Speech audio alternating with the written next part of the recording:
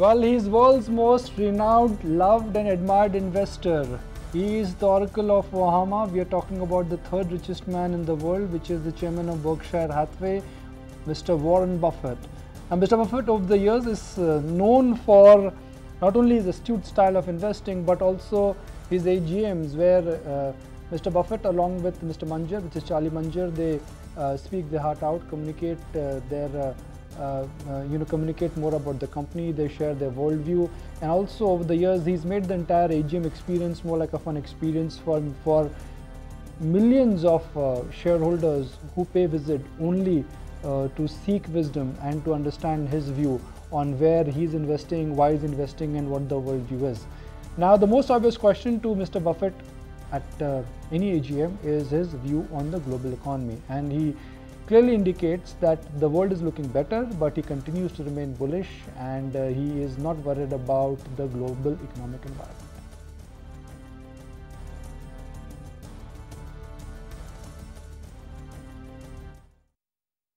If interest rates were, say, 6% for the long bond and 4% for short, then I would say that the valuation would look quite high. But against these interest rates, I would so much rather own stocks than bonds. And there's no question in my mind that American stocks will be selling for more 10 or 20 years from now. I have no idea whether they're going to be selling higher in 10 days or 10 months, but I never have had an idea. So I look at it and I say I can buy wonderful businesses at a fair price. I don't know whether the price will go up or down. I never have. But I do know over 10 years or 20 years that we'll do very well by owning those. So I don't pay attention to day-to-day market circuit moves. But if I were to ask you, to look at the crystal ball and see whether 2018, 2019 would turn out to be tougher years than what we've seen thus far, just given the timeline of this cycle, would that be a fair assessment to be more cautious into those years? Well, it's true. It's been a very long bull market. It was a very severe bear market before it entered into this. That was unusual that way. So it was unusually worrying what happened in 2008 and 2009. So it may take a long number of years to fully recover from that. But I wouldn't worry about it. If you buy into a good business, let's say you buy a private business, a very good one, you're not going to look and see whether the market went up or down the next day. It really doesn't make any difference. Well, this is a long bull market, but remember, according to Mr. Buffett, 2008 was an extraordinary year of sell-offs. So I guess markets are simply adjusting. Mr. Buffett is clearly maintaining that is this the best time to invest? Absolutely not. But is this are markets in a bubble territory? Are we reaching froth levels? The answer to that again is no. Now it's a special day for us because the man himself has decided to speak to your favorite channel, that's ET Now, ahead of any other global channels, and Mr. Buffett for the first time has broken tradition, and after AGM he has chosen ET Now as the preferred partner to communicate his broader message to millions of investors. So we'll take that story forward, talk about his India view, global view, and to do that and to understand what Warren is trying to indicate to the world, I have with me two market veterans. Dharmesh Mehta, Managing Director and CEO with Access Capital, giving him company, and a hardcore Warren Buffett fan is Nilesh Shah, Kotak, Managing Director of Kotak AMC. Gentlemen, good evening to both of you, and thank you for joining us. As without glorifying that, Mr. Buffett spoke to ET Now first, I want to straight away get into your understanding of what you've heard from Mr. Buffett this time around. Nilesh, what is your understanding? I mean, for the first time I've heard Mr. Buffett talk about the importance of non-American markets, and he's indicating that, look, America is great, but there are better opportunities elsewhere. I think it's the humility of Mr. Warren Buffett that he has not counted his victories, but counted his defeats or lost opportunities. I mean, a person of his stature and intelligence, when he admits that, look, I missed Google for my investors, or we were not smart enough to pick up Jeff Bezos' Amazon, I mean, clearly it shows his humility. His track record is second to none. And yes, compared to many of his peers, he never invested in emerging markets as aggressively, despite having a person whom he praises a lot, Ajit Jain, who is an Indian. He never used Ajit Jain's talent for investment in India. So it's his humility to accept that, look, I missed opportunities like Google, like Amazon, like India. Ramesh? Well, he's sitting on a lot of cash, $80 billion plus, and he said that, look, I have a gun which is fully loaded and I'm ready to fire. And now he's officially indicating that, look, I'm ready to travel. I'm ready to travel. So what, I'm 86, I've got a chartered plane. I can travel as long as I can see opportunity. Well, obviously India will be very lucky if the God comes to India to invest. But the kind of rules and the kind of conditions which he invests in, it's very difficult for any Indian company to qualify into his investments. You know, we have been in touch with this company and shown them few deals. It's very tough for the kind of requirement which he has, that is complete ownership, a large size market cap, and going, you know, private. It's very difficult for him to find such companies in India. But I wouldn't rule it out. Maybe in next few years you may get some company which may fit the bill, but you need a promoter who agrees to sell the company to him and then run the company for him. So, but obviously we will be very hopefully we'll be waiting for it to happen. Well, bear in mind that over the years, Berkshire Hathaway has started buying majority stake in companies, and he's betting on excellent money managers or managers who can actually run those businesses. I mean, he's no longer buying large chunks of great businesses like Coke or Gillette, or for that matter Coke. I mean, he's now looking at complete ownership, or majority ownership, let me put it this way. Now, since we are with India, let me also revisit what Mr. Buffett indicated to Tanveer on his India view and why he feels that India is the land of massive opportunity.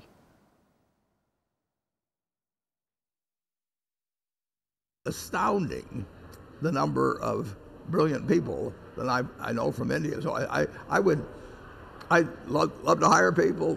I would love to buy a business, but it has to be a big business to move the needle at Berkshire. And I'm going to ask you about that. You know, the big debate in the world and the big discussion point is really, what will Mr. Buffett do with the cash on his books? So I was wondering, would India be able to draw some part of that cash? Oh, sure it could. I mean, like I say, I will be there tomorrow. If you can tell me about a big business, a good business, and that it might be for sale to us. Right. So after Israel, China, India could be the next country within emerging markets that you could India, I mean, logically, India should be right up at the top of the list. I mean, it's such a big market. And I'll just call up Ajit and I'll ask him for a little background on whatever I'm going to do, and then I'll go right down to the airport and get on the plane. You know, sir, I was wondering, you know, you're such a big consumer investor, and I was just thinking in my head, but why hasn't Mr. Buffett invested in the India consumer story as yet, and the Indian consumption theme as yet? So that perhaps could be a big opportunity. Do you still see scope there? In which one? In the consumer story in India. Well, the consumer, I mean, it's a lot of people, and there's a lot of buying power. Yeah. And the per capita is moving it's going up. to go up. It's going to go up. No, it's going to go up. And no, there's no question that if you look at the value of India as a business, just aggregate it all, it's going to be worth a lot more money 5 years from now, 10 years from now, 20 years from now. Okay, now that's Buffett on India. But what about Buffett and Fed rates? The most common question which we normally ask global investors is that, okay, what is Fed likely to do?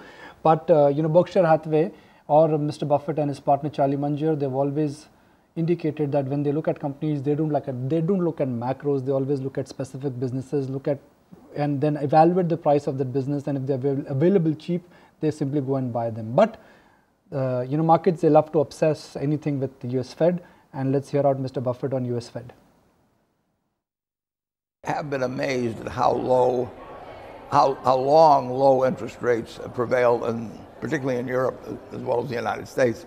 And to some extent, we can't get too far away from Europe. So if Europe and Draghi want to keep them very, very low, it makes it harder for Janet Yellen to open up some enormously wide gap. But I do know if I get offered a good business tomorrow at a sensible price, I don't care what she does. I mean, because I'm going to own it for 5 years or 10 years, and then people will be talking about a different Fed, and they'll be talking about this problem and that problem.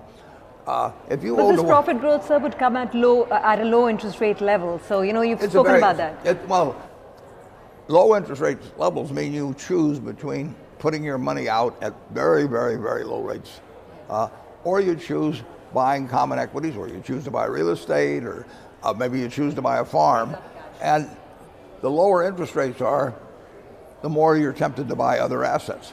And I prefer to buy businesses. I like to own 100% of them, but I also like to own 5% or 10% of a good business. And I do not want to buy bonds. No, most definitely. So suffice to say that you don't see rates much higher from here, maybe moderately higher from here. Well, certainly in the short term, but anything can happen over the longer term. You know, who would have dreamt in the United States that you'd have had rates this low for this long? I don't know anybody. You know, and I know a lot of people that think they're pretty smart about things, and nobody called this one for this long. Okay.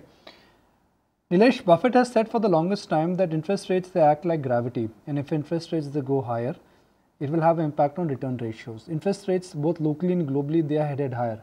In India, we can be safely sure that interest rates will not go down sharply. US Fed is poised to take interest rates higher.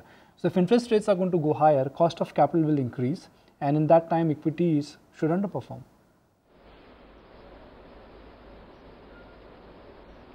So Nikunj, if life was so simple, all of us would have become fund managers. The reality is that there is something called real interest rate and there is something called nominal interest rates. So in a scenario where nominal interest rate goes down and real interest rate goes up, there will be differential impact onto the equity return. On the other hand, if it's reverse, it will have a completely different impact. In India's case, while the nominal interest rates may not go down much, the chances of inflation coming down because of RBI getting the mandate to target inflation should create a scenario where real return could expand or could contract depending upon what is the inflation movement. So my guess is that we are looking at nominal interest rate, but the equity market will discount how the real interest rate moves. If real interest rate goes up, then your prediction about equity market becoming expensive with higher cost of capital could come true. But if real interest rate actually goes down, then probably we won't see material impact on equity market. Dharmesh, in general, do you worry about what foreign investors could do in this so-called rising interest rate environment? I mean, we've argued that the reason why money was coming to India was because of the float factor. That float factor still be high with India, but it will get marginalized. Well, also Nikunj, we have to wait for the monsoon. I think the monsoon will play a real game changer for the interest rates in India. Commodity prices globally are coming down, which is a good case for India, especially oil and the other commodities. So interest rate going up in India definitely doesn't look very a likely scenario. Plus there's a lot of cash in the system because of demonetization.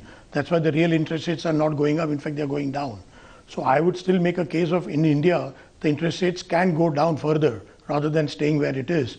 So in that sense, equity money should be flowing into India, but it's only when the risk appetite goes off in the global world is when you will see the redemptions happening. And obviously there's going to be one big change this year is going to be that there's a lot of passive money which has come in India. I think that can go away if at all there's a global kind of a risk off trade. That can be the risk factor for India rather than interest rates, if you ask me. Okay. Gentlemen, stay with us. Let's take a break. When we come back, a whole host of other topics which we'll discuss with our experts. Buffett's take on tech, Buffett's take on which way consumer businesses are likely to move, and also let's not lose sight of the fact that he's got into aviation stocks. Everybody was wondering why. He's explained on that. When we come back, more on that.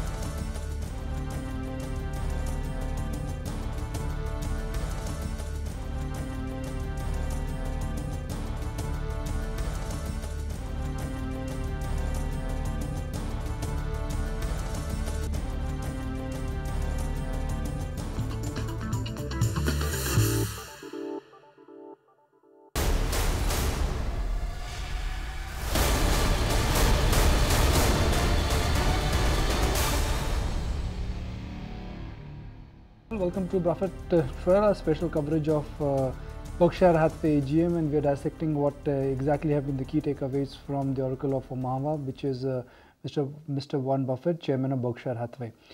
Nilesh, another important takeaway, at least for me, was that Mr. Buffett is talking about the disruption which could happen in the automobile industry because of driverless cars. I mean, he's saying that, look, you may not see driverless cars on the roads of Manhattan tomorrow morning, but they are coming, and that will have impact on the way how markets would value auto companies and how they would value car insurance companies.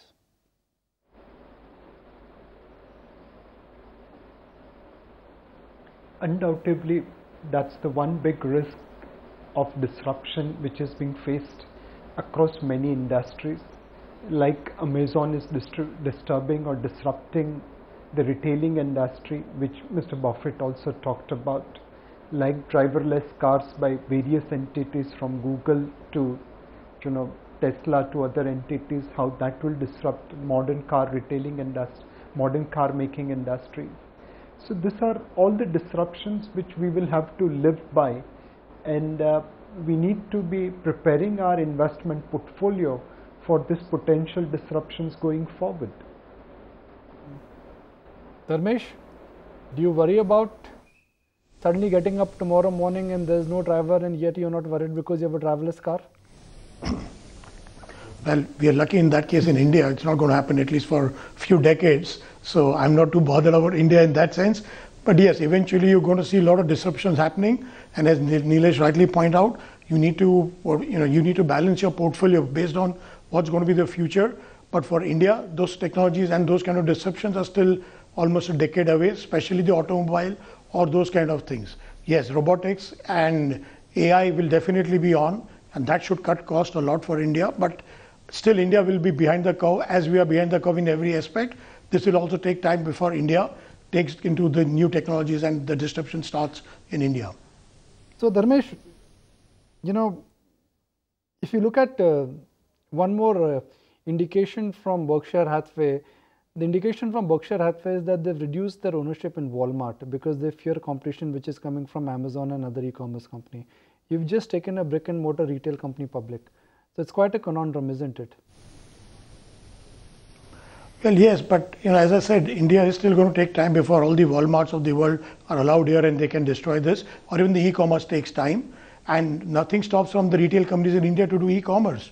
I think so in India the brand is much more valuable, and the companies which are able to give the service and deliver it on time at a cost will win this game. I think so the Indian retailers are also going to be geared up for the competition which will be coming in.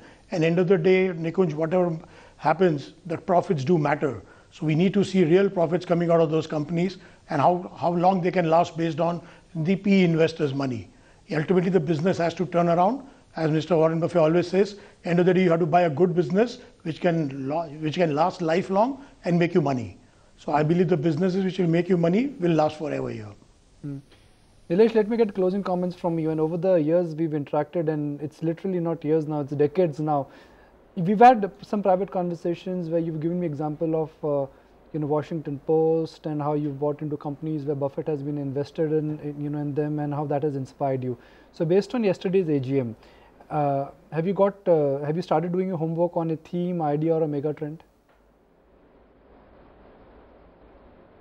So one sector where we have been generally underweight is aviation sector, and clearly Mr. Buffett believes that aviation sector is something which is turning around.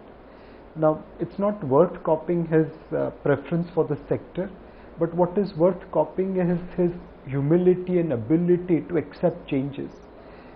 They were underweight railroad sector for years, and then they made biggest acquisition in railroad sector.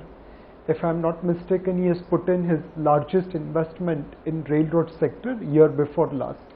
So what we understand from this AGM is the humility to accept change. Mr. Buffett at 86 years of age and with that kind of track record still believes that market is supreme, and his views can change depending upon how conditions change. I mean, we are all young kids in front of Buffett, yet we have far more rigidity than Mr. Buffett. As fund managers, we need to learn humility from Mr. Buffett and change our views depending upon changes in the market conditions. Very well said. The world is dynamic and we need to adapt to the new normal, and the new normal is.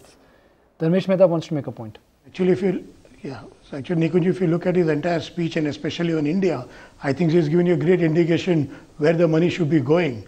It's difficult for him to kind of buy stocks here, but for normal investors, there's enough opportunities in India. And he's told the future belongs to the India, and the next generation will actually do much better than us, and the generation after that will do better than the next one. So I think he's given a clear-cut long-term call to buy India in that sense. That's such a great point, Dharmesh. I guess, what he always says is that if you're optimistic, you'll always make money if you're associated with financial markets. Buy assets which are growing, buy businesses which are cheap, and buy businesses which are adding productivity. If I blend all those things here, I think we are blessed to be living in this era in India, because growth is strong, demographics are looking up, not every business is expensive, and if you wait for one bad patch in the market, you can buy great companies at good prices. So let me get one closing comment from both of you, and starting with you, Dharmesh, again. It's official data that Buffett has made 99% of his wealth after he turns 60. I know you're not there yet, but the best of Dharmesh Mehta is yet to come. I hope so. And as we said, the 40s theme, I think I'm still in that 40s, so hopefully I should be making more money going forward. But yes, India is where you want to be excited to be, and to have all the money in this country, which is growing very fast. And we are just getting off of a bear market. The Indian economy has still not grown. I think so people forget when the Indian economy changes and it starts growing, the kind of money and the kind of profits which the companies make. So for India, it's a great future. We just need to stick to our discipline and our reform process. And I think so India is going to be the destination for the decade. Well, Nilesh is already working on his calculator, calculating that when he'll turn 60 and when he'll make 99% of his wealth more, right, Nilesh?